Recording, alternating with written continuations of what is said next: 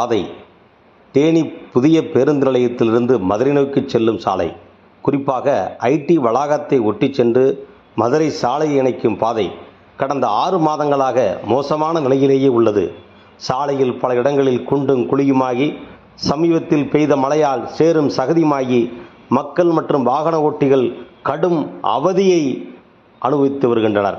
இந்த முக்கிய பாதை அருகில் மாவட்ட காவல்துறை கண்காணிப்பாளர் அலுவலகமும் மாவட்ட ஆட்சியர் அலுவலகமும் அமைந்துள்ளது என்பது குறிப்பிடத்தக்கது.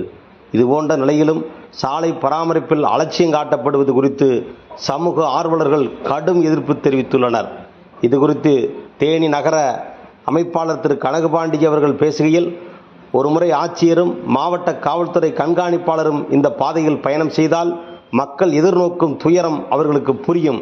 சாலையை விரைவில் சீரமைக்க சம்பந்தப்பட்ட அதிகாரிகள் உடனடியாக நடவடிக்கை எடுக்க வேண்டும், இல்லையெனில் தக்காளி நாட்டு நடும் போராட்டம் நடத்துவோம் என்று எச்சரிக்கை செய்தார். இவன் இந்து எழுச்சி முன்னணி, தேனி நகர்.